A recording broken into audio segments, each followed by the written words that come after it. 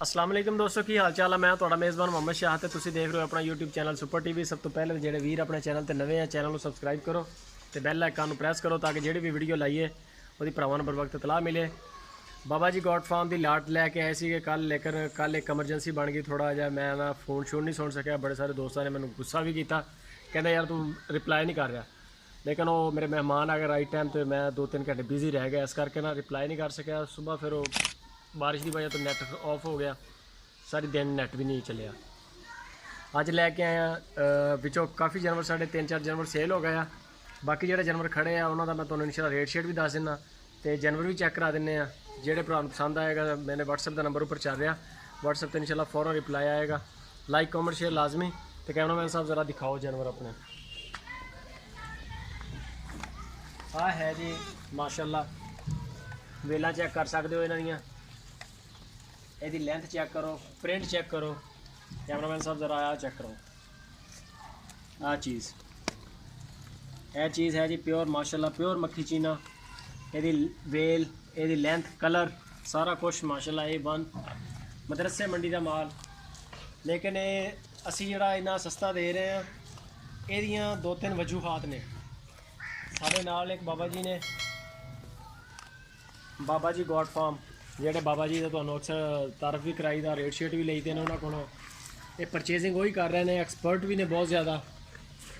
ये सारे जानवर अपने को इस टाइम खड़े ने मक्खी चीना दे।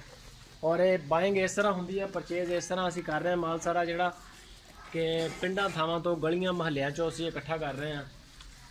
बाबा जी हुणां ने अगे अपने 2 मैंबर रखे हुए हैं, वो जाते हैं इहदियां गलियां महल्लियां चों। जिन्ना माल वो खरीदते हैं मक्खी चीना मदरसे का असल, वो जानवर असीं लैंदे हैं तो उही असीं सेल कर रहे हैं।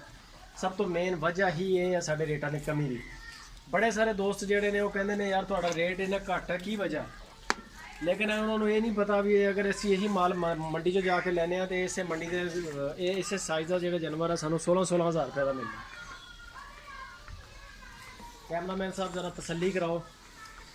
गुड्डियां पटोले माशाल्लाह मदरसे मंडी के विच जिहड़े लोग जाते हैं मक्खी चीना लैण वास्ते, स्पैशल चीज़ां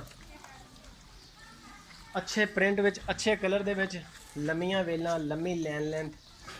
जगह की कमी की वजह तो सिर्फ असी बन्ने हुए आ। तो बाबा जी भी बड़े तंग ने। बाबा जी भी कहते हैं कि यार इन्हों खोलो तो इन्हों की जगह बनाओ थोड़ी अच्छी। लेकिन इंशाल्लाह इनू वधा रहे हैं आसा आसा, तो जगह भी एक बना रहे हैं।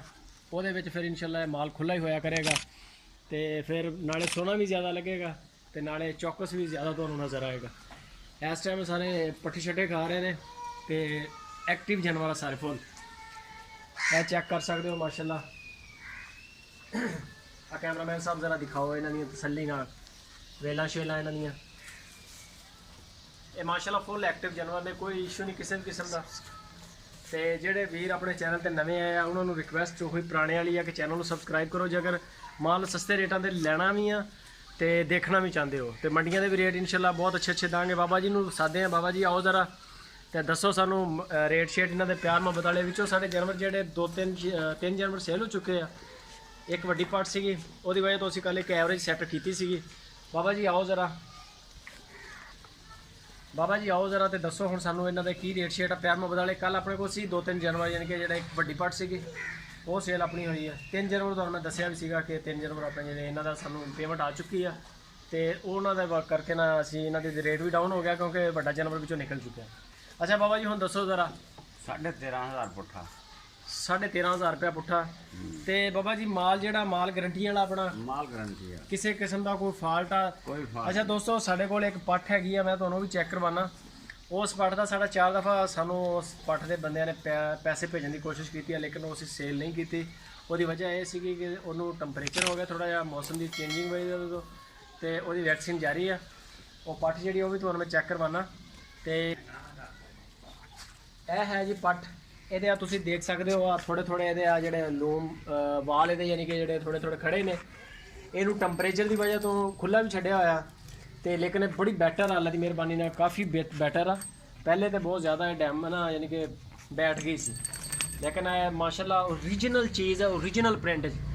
और 4 दफ़ा सानू इस पट्ठ का बंदियां ने जोर लाया कि सानू ये दिओ, लेकिन असी सेल नहीं की। सिर्फ इसों कि असी ये जी है ना फिट करके इंशाल्लाह दांगे, किसी भी बंदे नाल असी बेईमानी नहीं करनी।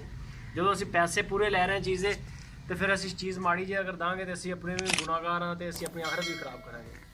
ਠੀਕ ਹੈ ਦੋਸਤੋ, ਮਿਲਦੇ ਹਾਂ ਫਿਰ ਇੱਕ ਨਵੀਂ ਵੀਡੀਓ 'ਚ। ਆਪਣਾ ਬਹੁਤ ਸਾਰਾ ਖਿਆਲ ਰੱਖਣਾ। ਅੱਲਾ ਹਾਫਿਜ਼।